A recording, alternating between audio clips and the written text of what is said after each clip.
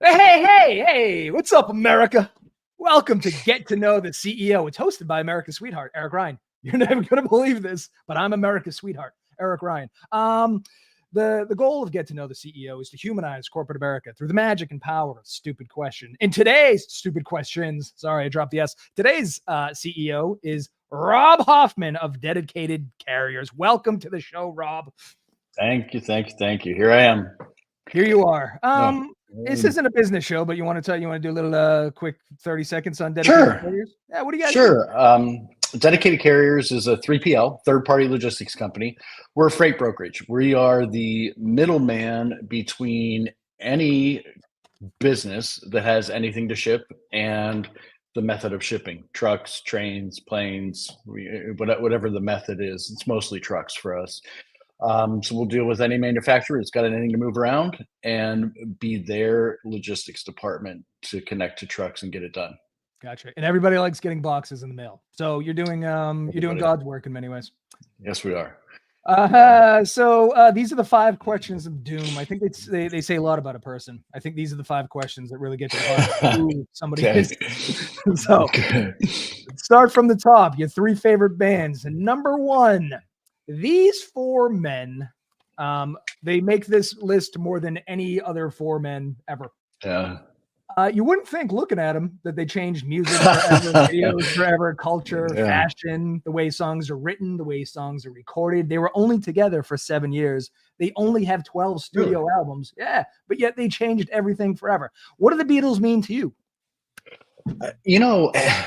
It's really a super vanilla answer here, but it's just the music. It's just the sound, the way I feel when I listen to some of their music. Their album Rubber Soul is my favorite album of all time, and obviously my favorite of theirs too. So it has all their songs to me have been able to take on different meanings through different eras of my life. So in my 20s, the song meant one thing that now that I'm in my 50s, might mean something entirely different. So it's cool to listen to their music. A lot of it's been the sound of their music. It's upbeat, it's relaxing, it's romantic in areas. They've got a lot of romance in there. They're just always enjoyed them. I don't think I've ever heard anything they recorded I didn't like. Did your parents, or were your parents Beatles fans? It's a weird story about my parents. I remember riding in their car as a kid with the 8-track player going, and my grandparents lived 3.5, 4 hours away from where we were when I was little. So it would be funny because then we would go to the radio and a song would come on that was one of the bands that was on one of the 8-track tapes that we were listening to in the car. And when that song ended, I was ready to sing the next song that was on the 8-track because I got used to listening to them in order. We didn't have it. I don't ever remember a Beatles 8-track. They were the Beach Boys, Peter Frampton, it was the 70s that I was growing, that I was little and we were making those drives. So it was the 70s music then. So they were Beatles fans. My mom went to a Beatles concert in 1964 in Pittsburgh. She'll tell you about it. Call her. But yeah, I don't really remember any Beatles music from them. I like the car thing because I mentioned off air, I'm an Army brat. We were stationed in Belgium for a little while. And one of the summers, my father rented a place in Spain and we drove from Belgium to Spain. They were like, I don't know why, but I think it felt like he only brought 3 cassette tapes. I don't know how the drive was, how long it was, but it felt like forever. One of them was a Ringo Starr solo album. So I listened to a whole lot of Ringo. Of all the music in the world, you got to pack away the Ringo solo album. Anyway, peace and love. Perhaps a vanilla answer, but a reasonable one. Like I said, the ones that appear the most on this list, it's Led Zeppelin, the Beatles, Prince, and U2. They live on this goddamn list. You know who doesn't live on this list though? Your next 2 answers. So good.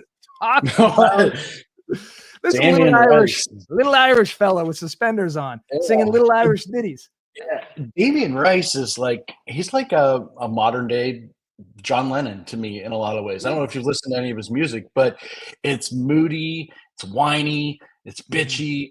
It'll be slow, it'll pick up, and it'll grow. And some of the songs will grow in intensity.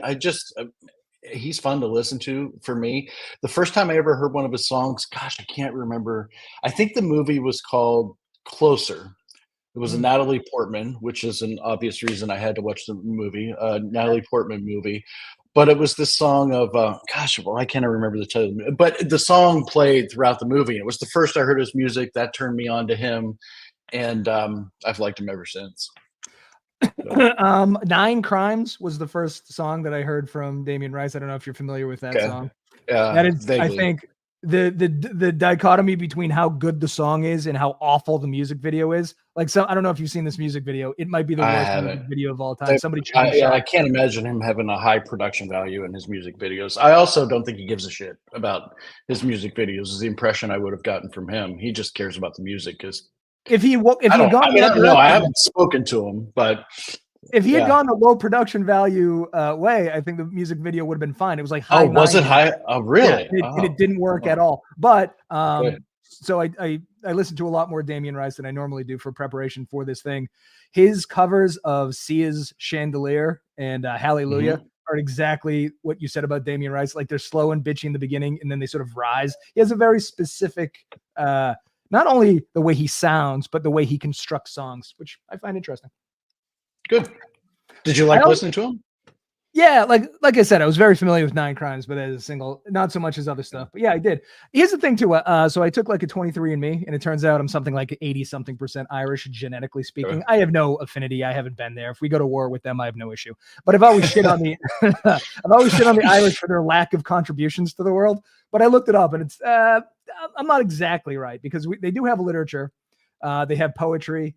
They have Oscar Wilde. I was unaware that Oscar Wilde was. I didn't know he was Irish. No, I didn't know that either. Bram Stoker, who wrote Dracula, he's Irish. The Irish came up with the hypodermic needle, and the whoever split the atom, that guy was also Irish. So they, it's not just potatoes and whiskey.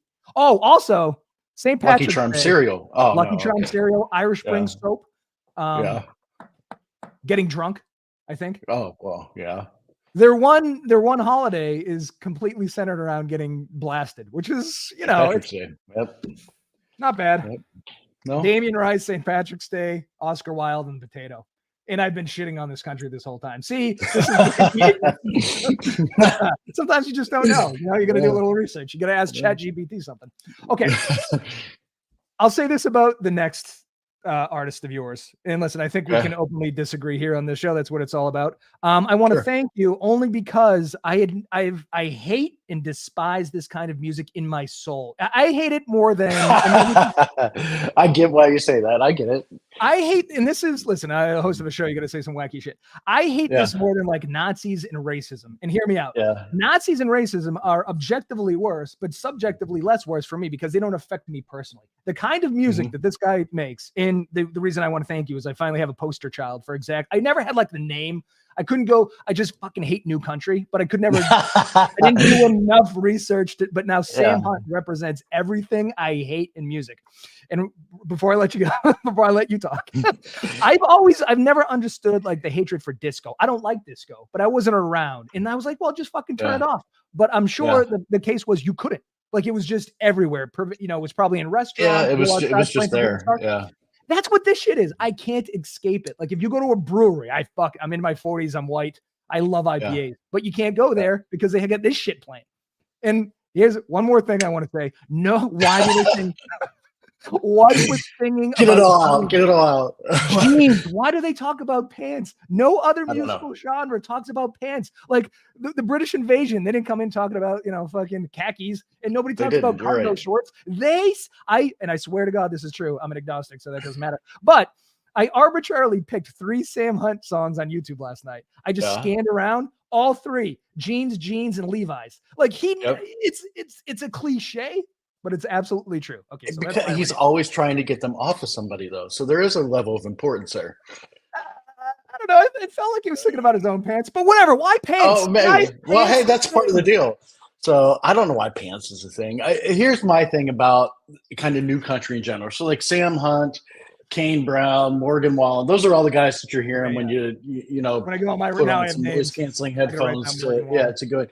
I always used to say I hate country music, and then new country came along, and I think new country kind of started with like the Keith Urbans, Tim McGraw's of the world, those guys as they were coming in.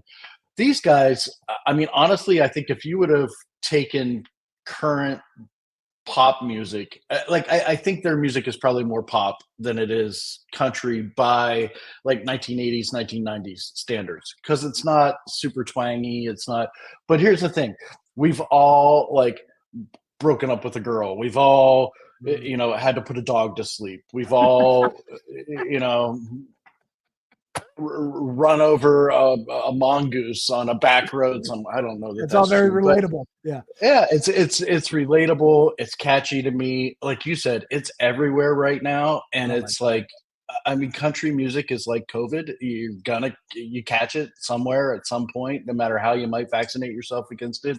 That's a good point. And I mean, it's just kind of caught on with me. Okay. So you're a good example, because I believe, are you from California? I looked at your LinkedIn. No. I grew up in central Pennsylvania, spent a lot of years in California, and now I'm in Florida. Florida, I could see, but Pennsylvania and California, like, that doesn't make sense for country. The thing, I know you catch it, and you're right. Like, you were absolutely right. But I live in Massachusetts, and it's played up here. We went to Maine on vacation. It's fucking everywhere. It's everywhere. Why? It's everywhere. How can we relate? We don't. Well, I don't know. I'm sure pickup trucks are a thing, but it's not like our thing. But I mean, listen, get outside of the metro area in Boston, and it's as country as anywhere. I mean, you go out there and swing a dead cat in Boston and hit 19 people, but you swing the dead cat 15 miles outside the city, nobody's there. Yeah, I know. Well, I live in Sam Hunt country. Unfortunately, I'm an hour outside of Boston. Oh, you do? Yeah. Oh yeah. It's you're right. Everybody catches it. It's like if all of a sudden at a certain age you go from listening to, like, I don't know, Tupac and DMX to fucking Sam Hunt. I'm like, what happened? Listen, Tupac's in the Apple Music playlist too. So I mean, I'm still California, so that's still in there some too. Thank God. But I am glad that Sam Hunt and, would you say, Morgan Wallen? Now I can, like, I do like hating your enemy. That's why you gotta if you're gonna hate the Yankees, you got another lineup. If you're gonna say no. Anyway, okay. So, your next, okay, I'll say this about your movie selections. I had a guest on yesterday, and one of his was Field of Dreams. Okay. Field of Dreams, you have to buy into the concept for it to. Yeah, that's a tough concept to buy into. Yeah. I feel like your movies, you must buy into the concept to be moved by them. But once you do, you're in, because I haven't, I saw Rocky 3. I haven't seen Stealing Home or For the Love of the Game, but I watched a bunch of clips and read reviews. And I know this is a trope that people say is like, you either love it or hate it. But holy shit, is that true for these three movies? So yeah, they probably are. Yeah, Stealing Home. This is a coming of age drama. Yeah. Yeah. But I mean, it's coming of age, kind of like middle-aged. I mean, the dude's 40 years old, going back home. This Jodie Foster, when she was young, was his babysitter, and then his first crush, and then his first love, and she's committed suicide, and he's been put in charge of her ashes. So he's this washed up, drunk minor league baseball player, never made the big leagues, never met his potential, whatever, going home to try to figure out how to deal with her ashes now. And the movie's just a replay of like all these scenes of him with baseball mixed in with romance. So I think it's two things. I was growing up, I was always baseball, and here's the corny part of me, it's going to come out. I'm a bit of a hopeless romantic, a dreamer. So when you put those two together in a movie, Stealing Home and my next one, I mean, that's kind of where it is. That's what both of these movies are. Yeah, if you go to if you watch the trailer and any of the clips on YouTube, underneath, people love it. They love it. But then, so just in general, I've been watching a lot of Siskel and Ebert in my life. So I looked up the Siskel and Ebert review of this. Ebert said, listen, okay, listen to what this guy said about this movie. He goes, I detested Stealing Home so much. Which Ebert's the fat one or the tall, skinny one? Ebert's the fat one. Okay. Ebert detested Stealing Home so much from beginning to end that I left the screening wondering how a movie could be that bad. But then you look at the Rotten Tomatoes score, 20%, it has 20% amongst critics, but 78% amongst audiences. So it is that love it or hate it thing. And if you read the shit underneath, everybody, oh my God, this movie moved, whatever. I cry every time I see it, blah, blah, blah. I'm like, oh my God. Strange. Humans are strange creatures. Big stars in the movie too. Jodie Foster, Mark Harmon. I mean, they're at this time, I think this movie was like 1988, 1989, which was my senior year of high school. So, I mean, it was kind of a coming of age movie for them too. This was early part of where they got big time. Harold Ramis is in it too, and Harold Ramis is a comedic god. He's the He's wacky hilarious. sidekick. Yeah, Right? he's funny in the movie too. Appleby is his name. Yeah, Appleby. Yeah, that came up in the clips that I watched. The only part that I thought was unintentionally hilarious is at the end where he's running on the dock to spread her ashes. Yeah, that was a bit much. Yeah, that was And a then little. it was. I don't know. It's still a romance movie, so there's going to be some you drama need it in there. Yeah, but they never explain why Jodie Foster's character killed herself, or do they? she's just messed up her whole life. I don't think she ever really had any identity. I don't think she ever really came to terms with who she was or what she wanted to be, and that's just what she did. That was a little I don't think they ever. Yeah, they don't really ever explain it in the movie either. I think you just have to kind of read between the lines. Yeah. So. All right. Well, speaking of washed up baseball players, the game, right? Yeah. There's symmetry here.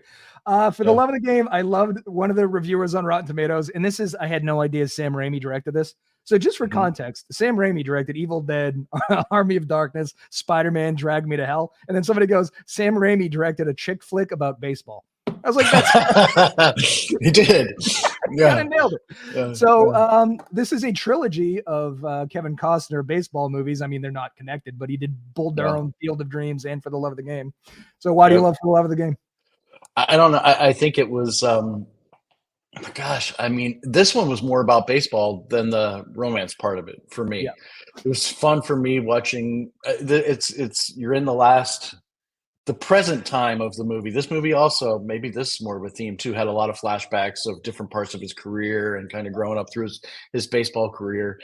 And this was kind of his coming of age. He's into the last year of his career. It's apparent to everybody this is probably the last year of his career. You're a baseball fan, you know when it's coming to an end. A sports fan in general, any sport, when the career is coming to an end.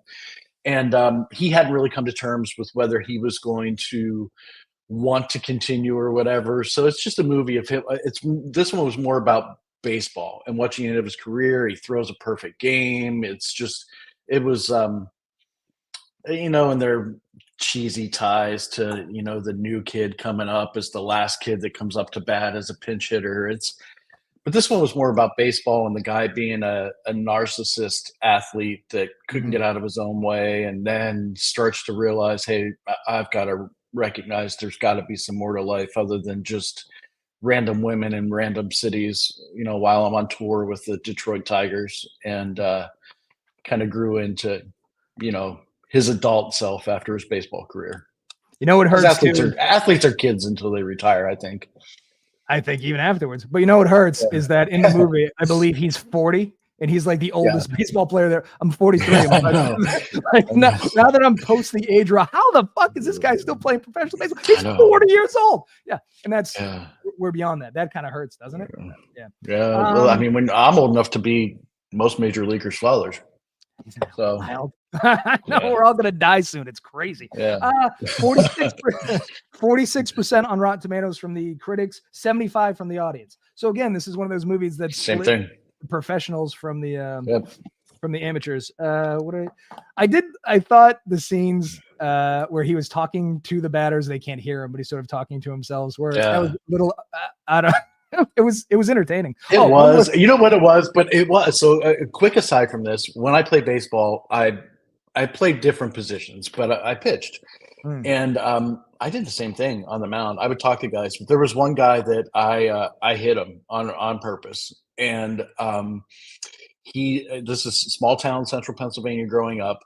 Suddenly I'm 17 years old. This guy's following me in his car. And when we would get to a stoplight, he'd get out and he'd start beating on the windows of my car. So I drove in front of the police station. He didn't realize I was in front of the police station. And I stop and he gets out and he's beating on my car. And there are two cops across the street that came over and settled that one real quick for us. Why didn't he just charge the mound like a normal baseball player? I mean, we were 17 years old. You didn't do that in like a teener league thing. But I mean, he knew I hit him because he had hit the ball before and he was yapping at me from the dugout. So I threw it at him. Did you throw it at his head first to back him up a little bit and then drill him in the ass? That's the move, I think. No, I mean, I wasn't that accurate, but I did hit him. That's right. We got it done there. This is going to sound misogynistic, but I do just want to point this out. I watched the movie Twins recently, and Arnold Schwarzenegger's love interest in that was like the hottest chick I'd ever seen. I looked it up. It's Kelly Preston. So Kelly she Preston. was also, yeah. Oh my God. That was, she's dead, right? John Travolta's wife. Yeah. John Travolta's wife before, well, never mind. I think he's quietly in the closet, so we won't talk about that. John Travolta, the guy that danced? Come on. Get out of here. Oh, you got to watch his mannerisms. I shouldn't say that. There's no homophobia here, but I think there might be some secrets there. Not Travolta. Anyway, super heterosexual Sylvester Stallone. Yeah. Rocky 3 is another one of these movies where Siskel and Ebert both hated it, but it's within the Rocky pantheon. I love that there's like 1,800 of these movies, but my favorite is 4. Here's my thing with Rocky. It's so unrealistic in terms of boxing. It's the equivalent of if you had a baseball movie, everything being a home run, because like Mickey's supposed to be this great corner guy. Why doesn't he tell Rocky to block every once in a while? If you watch the fighting scene, it's great headshots. No one puts their head. So it's like such an unrealistic depiction of a sport that I have a hard time. By 3 and definitely 4, they had gone away from like the movies having any credibility. So when Ivan Drago's killing him, I'm like, all right, now this is a cartoon now. But the fact that the first one, I think, won an Oscar, like it is such an unreal. Well, it was nominated. I don't know. It's very well regarded, but no one boxes and doesn't block. And I don't know why this is a hang up for me, but this did introduce Mr. T to the American public, and that was a gift. It's because it's not sexy. Home runs are sexy. Knocking people down. You don't get a knockout by blocking. Yeah. Open haymakers to the face for 20 minutes is certainly sexier. So why Rocky 3 as opposed to 1, 2, 3? I don't think it was a matter of as opposed to the others. This one to me was when I just remember this one being easier to watch to me, especially when it first came out. It was like production quality had increased by this time. I don't know what year it came out. I'm going to guess like 85, 86, 87, somewhere in there. Rocky 3 came out. I think it was 83. Because here's the thing. Okay, it Mr. T, and I'm pretty sure it broke. Was this the one with Thunderlips? Yeah. All right. So it also broke Hulk Hogan. So if you think about where they were in the later 80s. So listen, for a movie to launch Mr. T and Hulk Hogan is pretty fucking impressive. Yep. But production level had it had leveled up. It was probably much higher budget film than 1 and 2 were, because 1 was probably almost an indie film of sorts, trying to break into that, and Sly was nobody at the time when the first Rocky movie came out. So I think it was just an easier one to watch because it was just put together from a technical standpoint better. Yeah. In the Rocky movies, they're just feel good stories, so this one's always stuck. 4 wasn't as feel good to me. I mean, Apollo died, so there's that. Right. Well, Mickey died in this one, doesn't he? Yeah, but I mean, Mickey dying's. He was 100 years old. Apollo died. Right. It was. He had a good life. Yeah, Apollo was a little premature. Yeah, but I don't know. I mean, this one was just. It's always been the one. I don't have a good explanation as to why this one out of the. I mean, are there 6 if we don't count the Creed movies? Did he do up to 5 and then do some other one that was called something else after Rocky 5? Or Rocky 5 was there a Rocky 5? Was Tommy? There was a 5, right? Yeah, that was Tommy Gunn. It goes. Yeah. For somebody that doesn't like this franchise, I know an awful lot about it. Tommy Gunn, and then I don't know what. There must have been a 6, I think, right? I think it got called something else. Was it Rocky? But then the Creed movies I like, same reason I like the Rocky movies. It's the same, feel good. He's going to lose. He's going to get beaten up. They're going to be hard times. There's going to be all kinds of conflict as to whether he wants to continue, what's going on. Going to be conflict from family. And then he wins the fight or wins the crowd or something at the end that makes it more fun. Well, I said this yesterday to the guest because he had Field of Dreams. Is sports movies work so well because there's such a built-in trope, but the trope works. It's going to come down to the 9th or the 4th quarter or the final seconds of the 4th quarter of basketball, and it's always like it's going to be slow motion. There's going to be and you're going to buy into it, and then the good guy's always going to win. He never gives up the walk-off grand slam. He always strikes the dude out, which is Rocky. Rocky loses to Clubber Lang. I think we can spoil this movie, but then regains. He does. You're right. Yeah. So again, if you read the reviews, a lot of people underneath the fight scenes have said that the Rocky 3 is the favorite, their favorite in the franchise. Which I don't know how you go against Ivan Drago, but whatever. Yeah. There's no accounting for taste.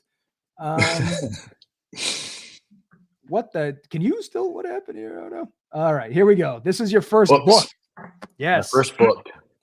This appeared last week too. This is a popular book that I was unfamiliar with, but now I'm a little bit more familiar with it. Why do you like it? I won't spoil ahead of what the other two books are, but all three that I've chosen, kind of like the movies, they've got a bit of a theme for me. All three are business books. All three to me are more about how I conduct my world in business. I'm very much a big believer in core values and getting a team aligned and building a company and a culture around that are where you're going to find success. And this book also has been it's been in line with my career. Often I've been called on throughout my career to this current company I'm in to take a good company. I came to a 30-year-old company 3 years ago to solidify it, stabilize technology, make the company scalable, grow it, and make it I don't want to call it great, that would be pompous, but make it a better company. So for me, it's been good to better. Yeah. But this book helped me frame a lot of my thinking in that kind of process of taking something that's got a good basis and how do we make it better. It's obviously well researched too, because it's based on a 5-year study of 28 companies and the things that they do. Some of this stuff I wish wasn't true, but I think it's you can't argue with it. Like this company success, you have to have the company success paramount over your own ego, which that kind of sucks. I wish it was the reverse. The other thing is the flywheel effect. The flywheel effect. So it's like the aggregation of marginal gains. Like success takes time, it takes dedication. You got to keep swinging the bat. And then like the hedgehog thing versus the fox thing. So the hedgehog is good at one thing, which is I think pretending to be dead, whereas the fox is marginally good at a bunch of things, but you want more hedgehogs. I mean, I'm marginally good at nothing, so I guess I don't have a dog in this race. But it's hard to argue with the advice in this book. It is, and I've taken it. The biggest advice in this book for me is about people. Jim Collins, the author of the book, he preaches a first who, then what approach. To me, that's crucial in business. Caring about who you have on your team is more important than what if you have the right people there, they're going to produce. If getting the right people on the bus, doesn't he talk about the right people on the bus? And then you're heading in some direction. Yep, and it doesn't matter what direction you go in at that point. If you've got the right people, you can pivot, you can U-turn, whatever it is, you can get to the right conclusion. Here's ChatGPT's conclusion about this book. Greatness is not a function of circumstance, but a matter of conscious choice and discipline. Companies that adhere to these principles can achieve lasting success and outpace their competitors. Probably. Yeah, right? Yeah. Yep. All right. Second business book. You're right. You are very businessy. Who Moved My Cheese by Dr. Spencer Johnson. This is a book about two mice and two little fellas in a maze. Yeah. And they're the cheese. So tell me about this book for you. Yeah, this one again aligns closely with my career. Throughout my career, it's been coming into a company, analyzing what's going on, and finding a way to move it forward in a better direction. And that inevitably involves change. And when we're talking about the things I was talking about in the last book, Good to Great, and people resist change. It's tough a lot of times, and sometimes they're not the right people to have on the bus at that point. But this book talks about change, dealing with it, and making it more of a way of life, almost making it a core value. You're not moving forward unless you're changing. And the book has always had some importance to me in that, because that's been the one struggle where I go in to the office and I'm preaching change and why it's going to be good, and there's all the resistance and everything, and then I come home and cry myself to sleep because people resisted all day long, and gave me a hard time all day long. So the book has been the soothing thing of, okay, I'm not the only one that's had to deal with resistance to change. So it's been a calming book for me throughout my career. The shocking thing about humans and resisting change is that we're constantly in a sea of change. You know, it's like it's resisting something that's inevitable in life. And we It's like, the one constant. Yeah.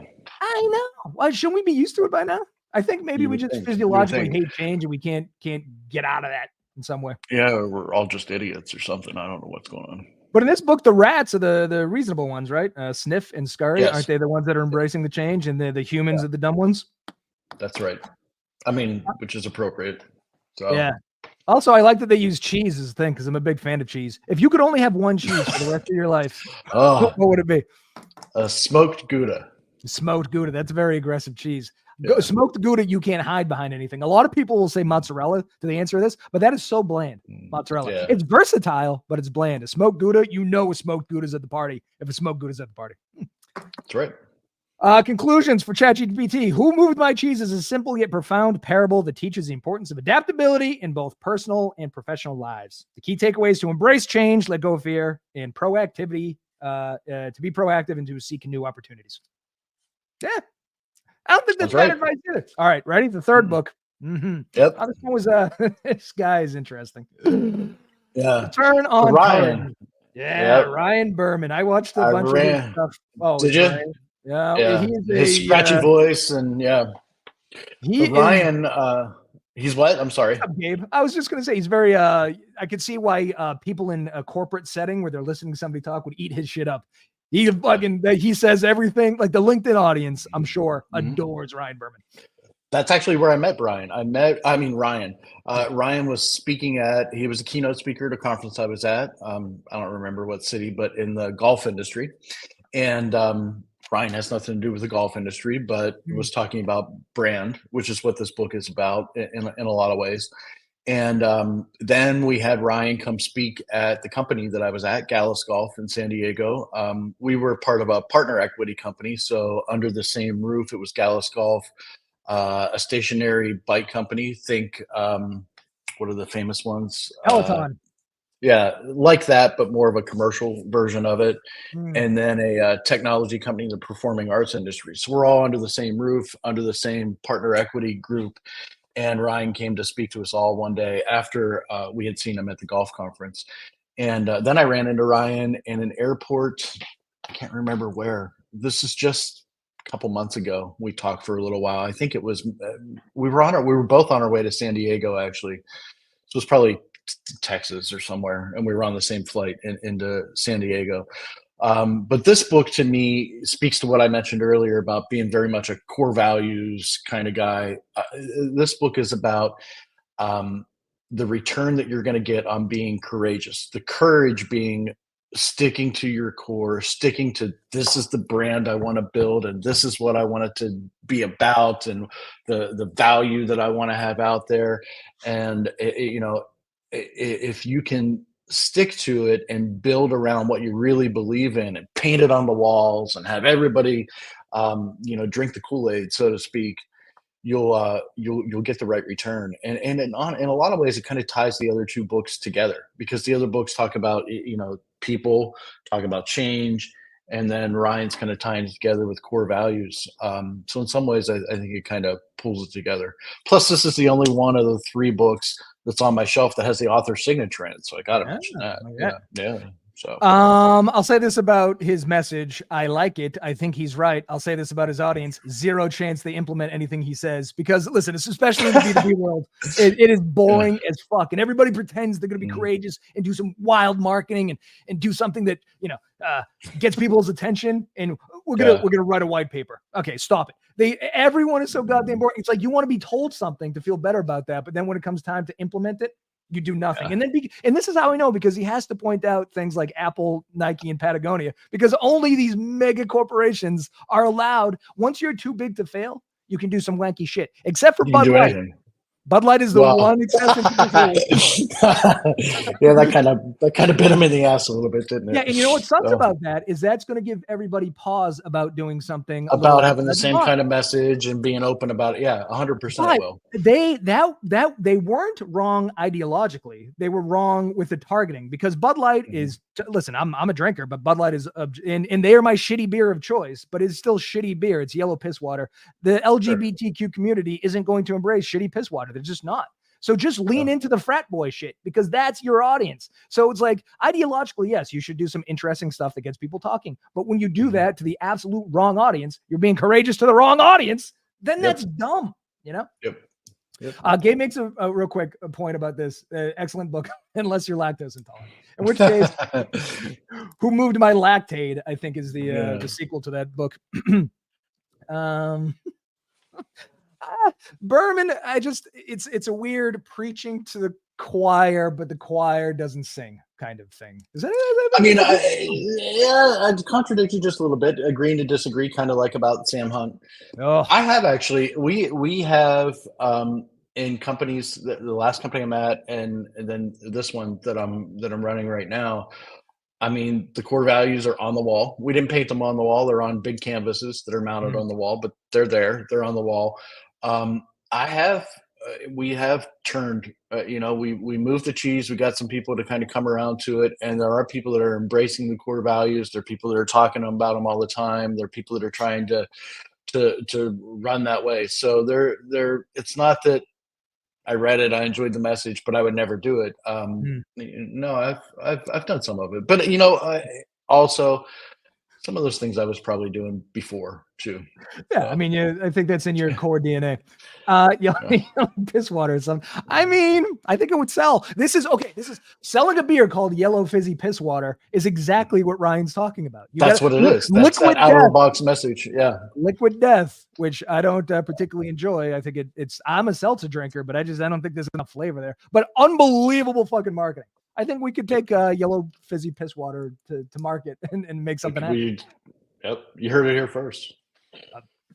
Yeah, I'm gonna right after the show. I'm gonna what do I have to trademark it? Yeah, absolutely. Okay, now we're talking about your death row meal.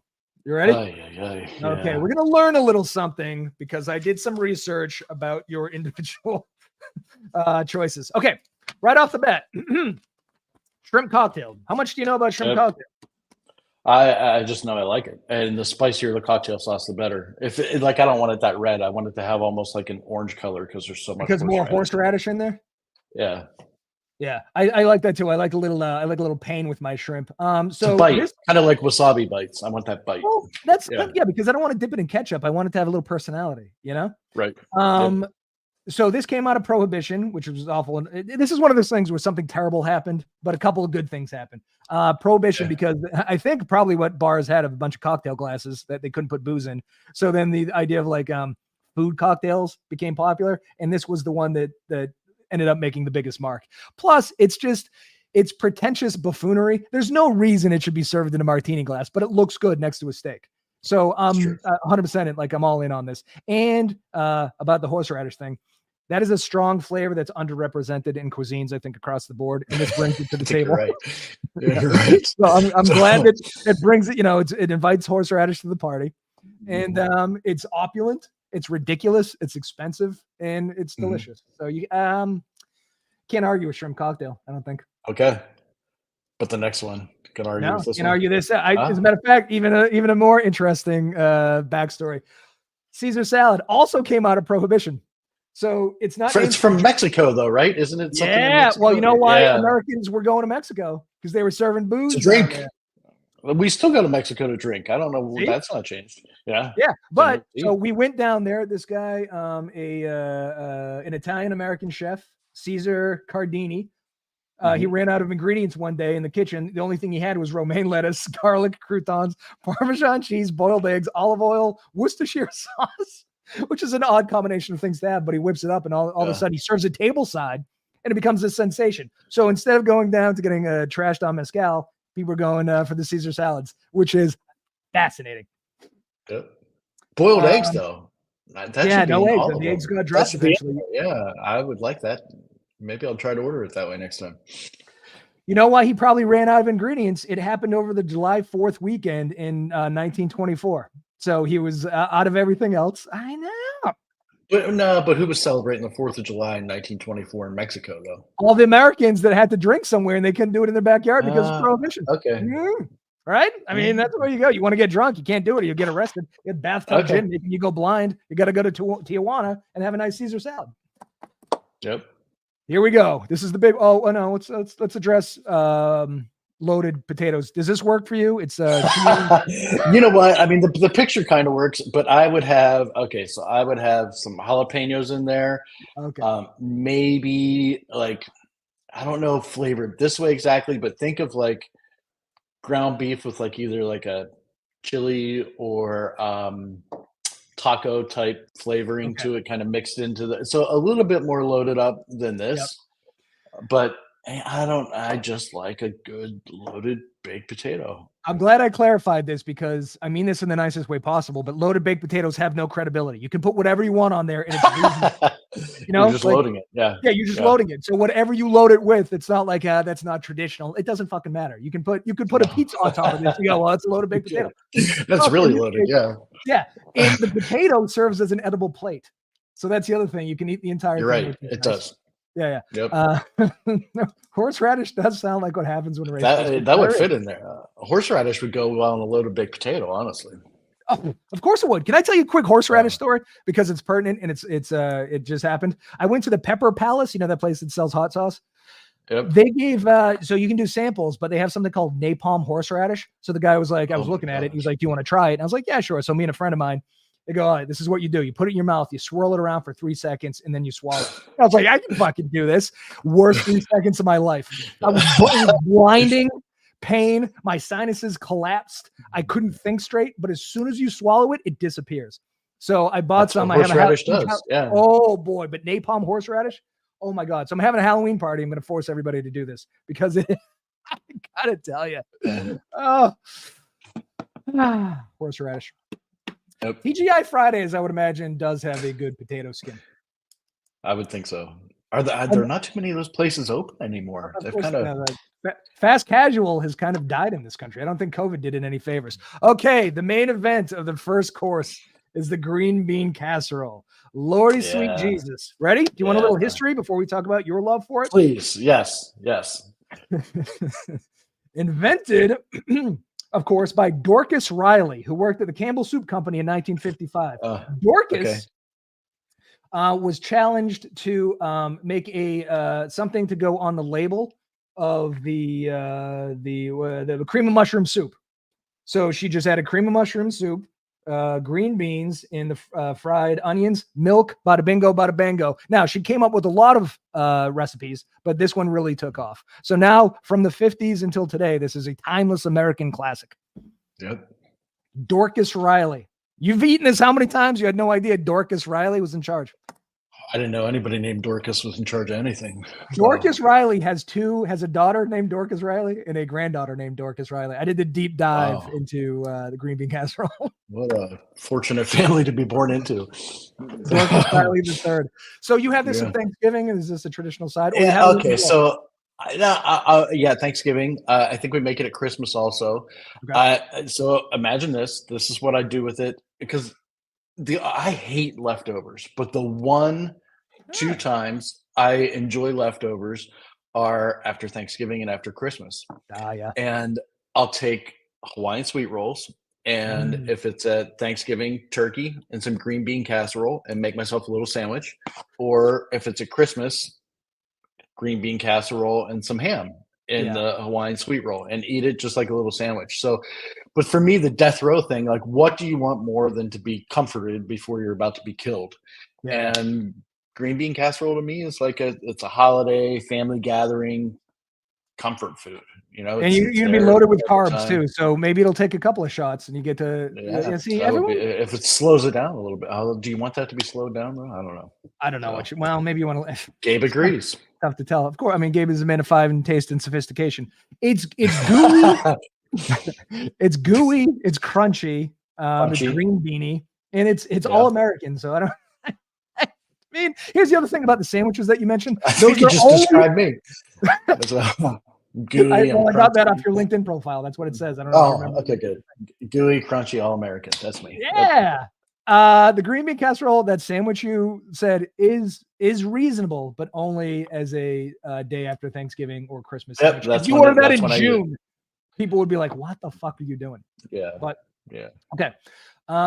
Your second part of the meal. Filet Pretty mignon. standard here.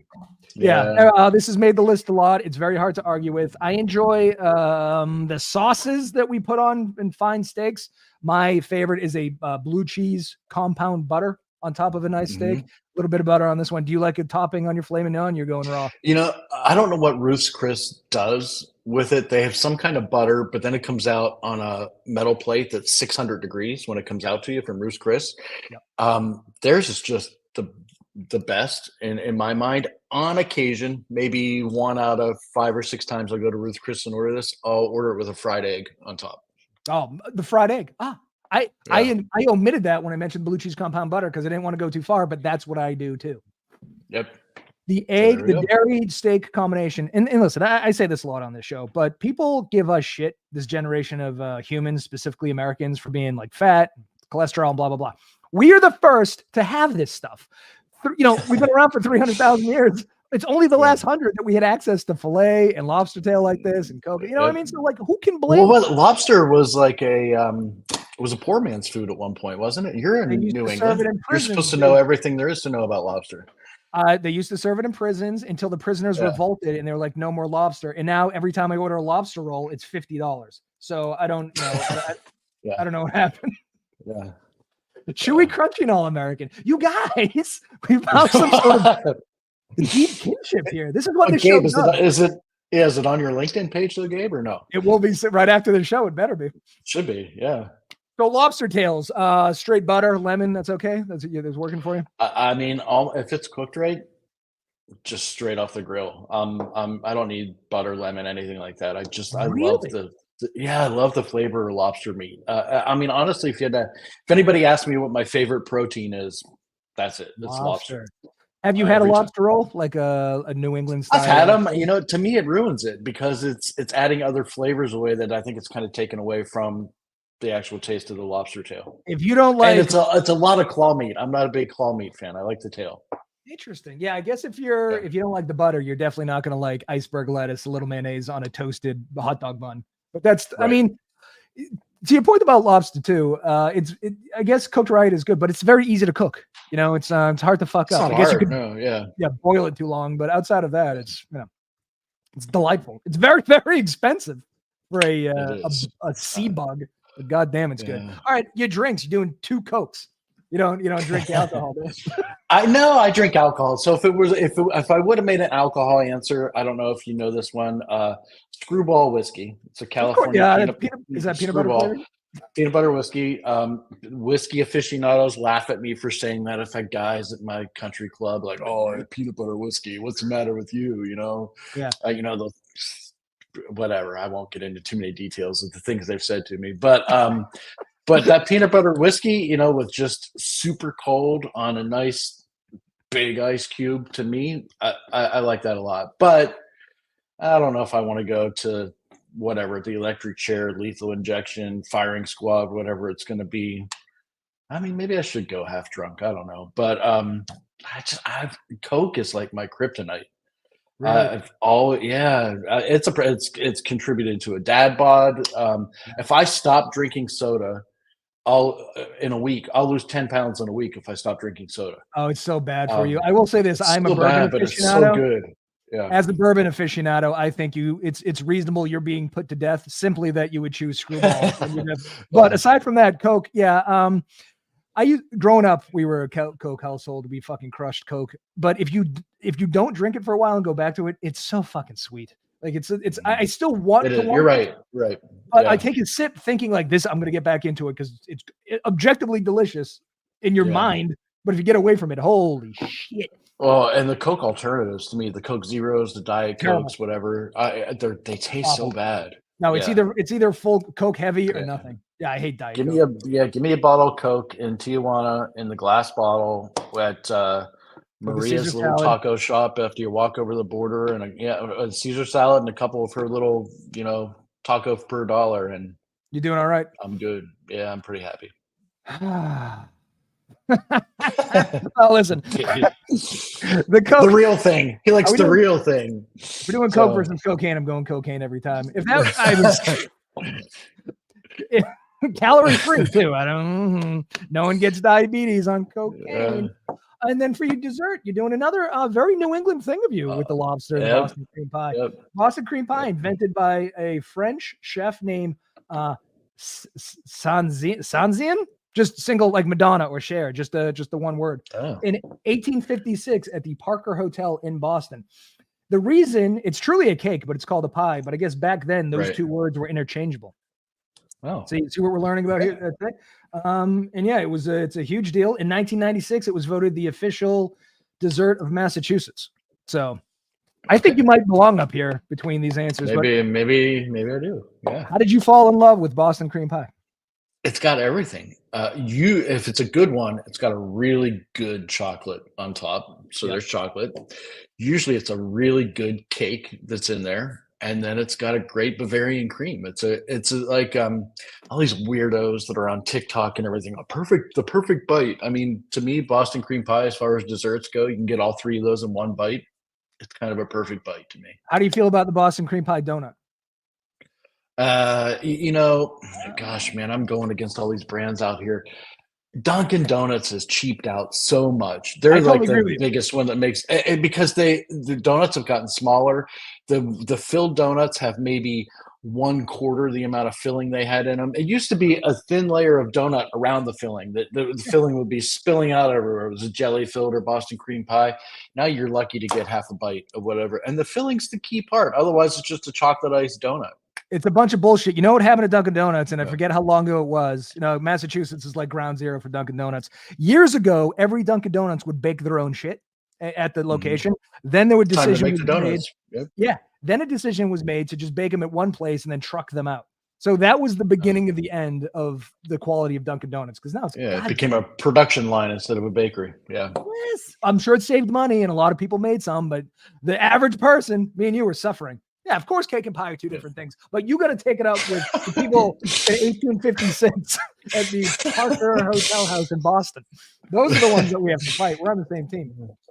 Okay, well, that's a delightful meal. And then we're going to go to your quotes. Okay. You got two of them. I picked two. Couldn't pick one.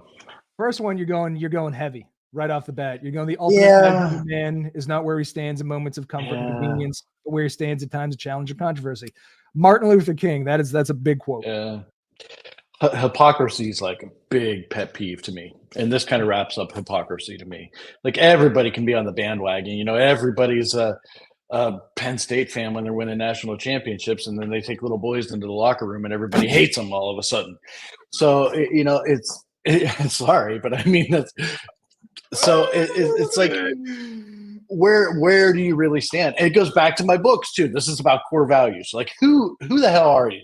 Who are you? What do you stand for? And if it's two different things, if you stand for this when everything's all peachy keen, and you stand for something maybe polar opposite when things have gotten a little bit challenging, then you're a hypocrite. I mean, be real is kind of what this quote is to me. I wish right after Martin Luther King said this quote, we walked up and go, let me tell you about Jerry Sandusky. Hear me out. let me tell you how pertinent this quote is. Right? Yeah.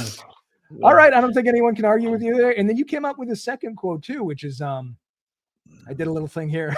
If you measure it, you can manage it. So this is not me. I say this all the time, but this is not me. I can't remember who I picked this up from. Actually, can I tell you who it is? Because I happen to know. Please, yeah. This is you, because the original quote is if you can't measure it, you can't manage it. You said if you measure it, you can manage it. So this is Peter Drucker said the other thing. Yeah. You said this. So it's original. All right. I don't like to say can't. So there it is. That was a rule. I have a 12-year-old daughter. You can maybe see her on some pictures back there in the background, younger. It was a rule of mine when she was younger, when, it would be like, I need you to do this. Hey, I can't do it. I can't. And that was a rule. You can't use the word can't. I shouldn't have said it that way. So you've eliminated the word can't in your vocabulary to the point where you've now you've made original quotes. I made an original quote. But I mean, this is business to me. Like if we're not measuring it, then we're just flying by the seat of our pants trying to manage something. Like we can make decisions quickly, but if it's not based on something, what's it based on? Yeah, so. You have to. Even I think there was a period in my life when I was going to the gym and writing everything I did down every day and trying to improve marginally every day, and I was in great shape. I stopped doing that because it was hard work. But yes, if you measure stuff, you can improve it. If you just wing it, nothing ever gets better. why I always measure out my cocaine, so you don't die. Right, Gabe? Yeah. Gabe, the huge proponent. So, maybe Gabe's on the floor. So I'm gonna miss him. He was a great, he was a great co-host. Well, that was you were a great guest, very thoughtful, very insightful. Do you want to tell people where they can go to if they're interested in 3PLs or your LinkedIn page? You want to do a little commercial here? Little promo. I am CEO, Dedicated Carriers in Tampa, Florida. I mean, geez, if somebody wants to call me, I'll even just give you my cell phone number because I don't have to pick it up. Easiest way to reach me is just that. Text me, call me. 619-972-9286. There you go. Wow. You're a brave man. Yeah, whatever. I mean, I can call Verizon and change it if I have to. But yeah, it's in the signature of my email though, so we'll keep it for a while. But yeah, that's where I'm at. In Tampa, Florida. If you come to Tampa, look me up, send me a text. We'll get out, play around of golf. Go have some Boston cream pie and a nice lobster tail. Yeah, something. All right, man. Thank you for being on again. You were great. Thank you. Favor, though. I'm going to log off the live stream, but me and you have some business to talk about because I have the best 3PL idea in the history of 3PL ideas. I'm here. That's cool. All right. I'll see you next week, America. Have a lovely week.